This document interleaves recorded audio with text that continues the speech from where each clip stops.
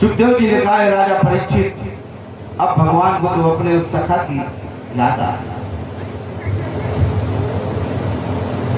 बोले सुदामा, भगवान तो सब सर्वांतर सब अंतर्यामी है, सबके दर्शन करने वाले हैं। उसकी पत्नी का नाम सुशीला है। शील उसमें सुंदर शील। बोले एक दिन की घटना घटी। सुदामा ब्राह्मण, अयाचित ब्राह्मण। अयाचित ब्राह्मण का अर्थ क्या होता है? जो किसी से याचना नहीं करते थे, ऐसे अयाचित नैष्ठिक ब्राह्मण। किसी के यहाँ मांगने नहीं जाते थे, तो अयाचित ब्राह्मण। बोले कोई दे जाता था तो उसी में संतुष्ट। बोले एक समय भगवान की माया से ऐसा हुआ कि उनके यहाँ कोई अन्न देने नहीं आया। बोले थोड़ा सा अन्न बचा, वो चावल थे। बोले उनकी पत्नी ने बनाया, उसमें आधे अपने पुत्रों को दे, कुछ पत्नी के लिए निकाला। और जैसे ही पाने वाले थे, बाहर एक भिक्षुक आया और बोला भिक्षाम दे। बोले सुदामा जी ने जो अपना था वो जाकर उस भिक्षुक को दे दिया और घड़े से पानी निकाला और पी गए और भगवान कृष्ण का कीर्तन करने लगे। बोले उनकी जैसी पत्नी ने देखा, पत्नी बहुत रोई। सुशीला जैसी पत्नी जिसके अंदर इतना शील हो और रोए। बोले भगवान के नेत्र खो दिए, भगवान को देखना पड़ा सुदामा के यहाँ। बोले सुशीला ने फिर दूसरे दिन भगवान कृष्ण की याद दिलाई। मैंने सुना है आप हमेशा बताते हो मेरा कृष्ण द्वारिकाधीश है, वो मेरा मित्र है, और आप उसके पास क्यों नहीं जाते हैं? जब इतने धनवान हैं, कुछ धन लेकर आइए, अपना जीवन भी हो जाए। बोले नहीं नहीं, मैं मित्र के पास कुछ मांगने नहीं जाऊंगा। लेकिन सुशीला ने हट किया। बोले बता देना कि तुम्हारी भाभी ने देखा, तुम अपने लिए नहीं कहना, कह देना। सुदामा जी बोले इतना बड़ा द्वारिकाधीश, उसके पास लेकर क्या जाए? उनकी पत्नी ने कहा अपने पास चावल देखते हैं, मटकी में रखे होंगे। उसे चावल निकाले, केवल 4 मुट्ठी चावल और कुछ था ही नहीं। एक फटे कपड़े में वो चावल 4 मुट्ठी दे करके दे दिया। बोले अपने मित्र को ये चावल दे देना। सुदामा जी यही सोचते रहे, इतने बड़े धनवान मित्र को कोई 4 मुट्ठी चावल देगा जाए। और मित्र के भी बड़े मित्र होते हैं, जैसा मित्र होता है उसके मित्र भी उतने बड़े होते हैं। और किसी ने देख लिया कि इनका बचपन का मित्र सुदामा है और इनके पास आया है, कोई 4 मुट्ठी चावल लेके। यही सोचते सोचते सुदामा जी पोरबंदर में उनका निवास था, द्वारका पहुंचे। और बार बार संकोच करें कैसे जाए कृष्ण के पास। अब कवियों ने तो अपने मन के अनुसार सुदामा जी का अनेक प्रकार का चरित्र, आजकल लोग कथा में भी वैसा चरित्र दिखाते हैं, लेकिन सुदामा जी का वैसा कुछ चरित्र नहीं। सुदामा जी किसी से कुछ मांगने वाले ही नहीं थे। वो जैसे द्वारपाल के पास पहुंचे, द्वारपाल से बोले क्या द्वारिकाधीश यहीं रहते हैं? बोले हाँ यही द्वारिका है, द्वारिकाधीश यही। बोले कृष्ण है द्वारिकाधीश? हाँ कृष्ण। बोले कृष्ण से मुझे मिलना। द्वारपाल ने हंसा, बोले कृष्ण से मिले? बोले कहाँ से आए? बोले बचपन के मित्र हैं। द्वारपाल से बार बार कहने पर द्वारपाल ने मान लिया ठीक है। और द्वारपाल ने जाकर जैसे ही बताया कि द्वार पर खड़ा हुआ एक ब्राह्मण कह रहा है कृष्ण मेरे बचपन के मित्र हैं,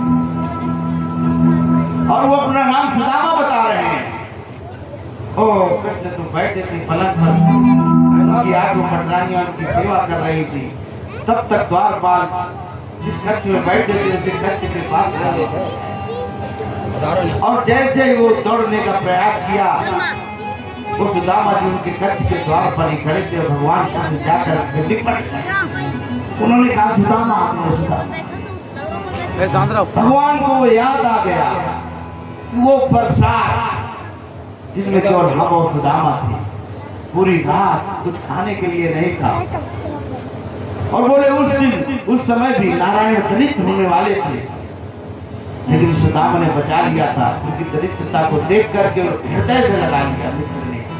बोले मित्र वही है जो मित्र की दरिद्रता अपने हृदय में लगा, संपन्नता अपने हृदय में लगा ली।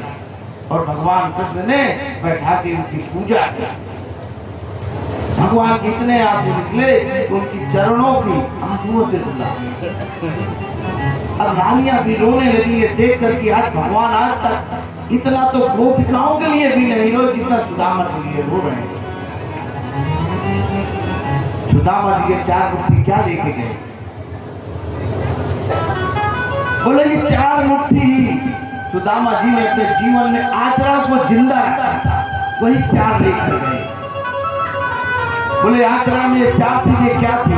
बोले आचरण में सुदामा जी ने अपने पुरुषार्थ चतुष्टय को जिंदा रखा था, जिसे धर्म अर्थ काम मोक्ष कहते हैं। बोले यही 4 मुट्ठी उनकी सुशीला नाम की पत्नी यानी सुशीला नाम की बुद्धि, शील सुशील बुद्धि थी सुदामा जी की, जिसके कारण उन्होंने अपने धर्म अर्थ काम मोक्ष को बचा लिया। उन धर्म अर्थ काम मोक्ष को भी भगवान की चरणों में जाके समर्पण कर लिया जो उनकी निधि थी। बोले भगवान इसलिए प्रसन्न हो गए कि पूरे जीवन को जीने की कला का जो पुरुषार्थ रहे थे, सुदामा जैसे भक्त ने मेरे चरणों में उसको समर्पित कर दिया। भगवान इसलिए प्रसन्न हो गए। पहले तो भगवान ने उनके चरण धोए, उनकी पूजा की, फिर सुदामा जी ने भी भगवान को त्रिलोकीनाथ समझ करके भगवान की वंदना की, स्तुति की। और भगवान बोले, हे मित्र अब जाकर तुम शयन करो। भगवान ने जैसे सुदामा जी आए थे उनका बड़ा स्नान कराया था, 10 दिन से स्नान कराया था। सुदामा जी तो स्नान ध्यान ही नहीं रहता कि बस उनको ये लगता था मुझे पवित्रता हो जाए। उनके शरीर का सारा मैल छुड़वा दिया। अब सुबह प्रातः हुई, सुदामा जी बोले मित्र मुझे जाना है। भगवान कृष्ण बोले रुक जाओ। रुकना सुदामा जी भी चाहते हैं, लेकिन सुदामा जी संकोचित थे। वो सोच रहे थे इतने बड़े मित्र को। कृष्ण ने भी अपनी लीला की बोले हाँ यदि आपकी इच्छा है, आपका कोई काम बिगड़ रहा है तो जाओ जाओ, कौन मना करेगा। बोले सुदामा जी चल दिए वहां से। उन्होंने कहा कि आप तो लेकर आए थे कुछ और यहाँ से लेके नहीं जाओगे क्या? सुदामा जी ने कहा ना तो मैं लेके आया था ना मैं तो लेके जाऊंगा।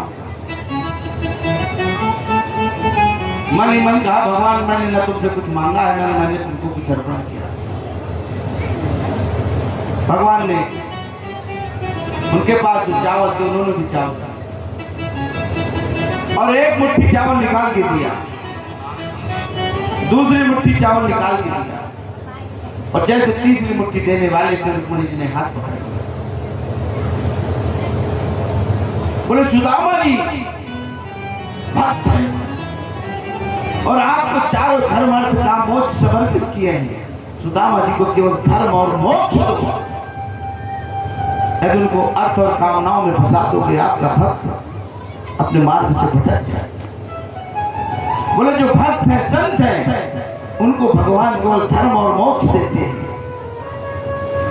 बोले अब ये रहस्य से ऊपर सुदामा जी, इसलिए भगवान सुदामा जी 4 मुट्ठी चावल लाए और भगवान ने उनको 2 मुट्ठी दी कि तुम धर्म और मोक्ष ले जाओ और 2 मुट्ठी मैं तुम्हारी पत्नी को दे। अब सुदामा जी ने सोचा कि कन्हैया बड़ा चालाक है, ये भगवान की यहाँ लीला हुई। बोले कितना चालाक है ये, इतना बड़ा होने के बाद कितना कंजूस है। बोले जो कोई व्यवहार लाता है वो सोचता है कि हम 100 रुपए व्यवहार देंगे तो कम से कम 200 रुपए तो हमें देगा ही। यदि 200 नहीं देगा तो 100 तो वापस कराएगा। बोले मैं 4 मुट्ठी चावल लाया और इसने मुझे केवल 2 मुट्ठी चावल दी। बोले कन्हैया जैसा कपटी कोई नहीं। बोले विभाग 100 रुपए लोग देते, कहते कम से कम 100 रुपए तो मुझे देगा, लेकिन इस कन्हैया ने उससे भी आधा कर दिया। अब ये भगवान की लीला है, भगवान और भक्त की। सुदामा जी का वही मुंह बन गया। अब कन्हैया हंसने लगे और सुदामा जी चल दिए। बोले देखो मैं पत्नी को क्या मुंह दिखाऊंगा, मैंने पत्नी से मना किया था कि मित्रता बराबर की होती है, बड़े लोगों के यहाँ नहीं जाना चाहिए, लेकिन इस पत्नी ने मुझे जबरदस्ती भेज दिया। और कन्हैया ने 4 मुट्ठी चावल के स्थान पर कुछ 2 मुट्ठी चावल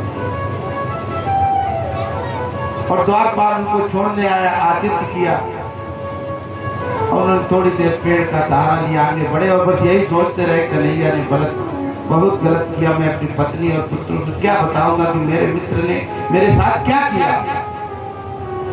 और इधर जो 2 मुट्ठी उनकी पत्नी को देना था, भगवान ने तुरंत विश्वकर्मा जी को आदेश दिया और रुक्मिणी जी को आदेश दिया लक्ष्मी रूप में कि जाओ ठीक वैसे उनकी सुदामा नगरी बना दो जैसे द्वारिका नगरी बने। जितने द्वार है उतने सुदामा जी के भी नगरी में द्वार होना चाहिए, जितने सेवक है उतने सेवक होने चाहिए, जितनी धन संपदा है उतनी सुदामा जी के भी होनी चाहिए। बोले मित्र का कार्य यही है कि जितने मेरे पास सुविधा उसे मेरे मित्र के पास होना चाहिए, जैसे भगवान श्री कृष्ण ने किया।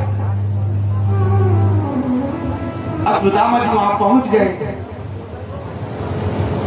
और उन्होंने सोचा क्या, कोई रास्ते में इस तरह का दिमाग में चिंतन करता रहा हो, क्रोध करता रहा हो, उनके मन में आया। जैसे गए सुदामापुरी को देखा, अपनी पुरी को, बोले मैं रास्ता भटक गया, फिर मैं द्वारिका गया, मैं तो भूल गया रास्ता और अब रात का समय होने वाला है। अब यदि दोबारा कृष्ण के पास गया तो कृष्ण कहेगा फिर क्यों आ गए, और जाना भी ठीक नहीं है। अब हम रात में कहाँ विश्राम करेंगे, चलो किसी पेड़ के नीचे किसी आश्रम में जाकर के विश्राम करेंगे। मैं कैसे दोबारा फिर आ गया द्वारिका में, मैं तो कृष्ण के पास नहीं जाऊंगा। ऐसे जैसे चिंतन कर रहे थे, ऊपर से उनकी सुशीला पत्नी ने देखा, रे मेरे पति तो आ गए। उनके पुत्र आए, जैसे पुत्र आए, पिताजी बोले द्वारिका के पुत्र मुझको पिता कैसे कहने लगे। वो दूर से आ रहे थे, जैसे पत्नी पास आई, पुत्र बोले तुम लोग द्वारिका की कैसे। बोले ये तो अपनी पुरी है, सुदामापुरी। अरे बोले ये कन्हैया बड़ा छिया, पूरे रास्ते भर मुझे कष्ट देता रहा, मैं सोचता रहा कि मुझे कुछ नहीं दिया, और इधर विश्वकर्मा जी को और माता लक्ष्मी को भेजकर दूसरी द्वारिकापुरी बना दी उसने। बोले ऐसा मित्र किसी को नहीं मिलेगा जैसा मुझे मित्र मिला है। धन्य ऐसे कृष्ण, धन्य ऐसे सुदामा, धन्य उनकी मित्रता। बोले कृष्णचंद्र भगवान की जय, कृष्ण सुदामा की जय। अरे बता मेरे यार सुदामा रे, भाई घना दिना में आयो। बता मेरे यार सुदामा रे, भाई घना दिना में आयो।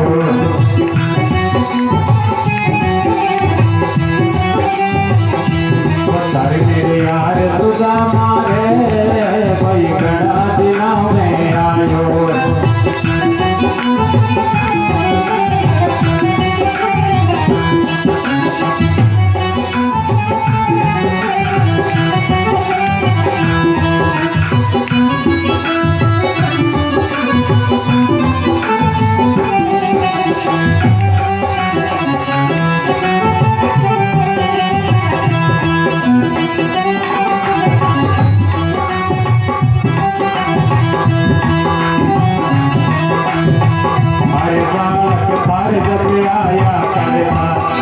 खेल कर जाया करता, बालक हर जब आया करता, रोज खेल कर जाया करता।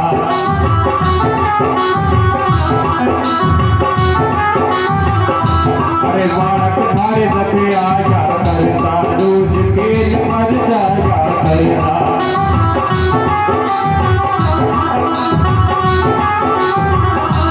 ये तकरार सुदामा रे,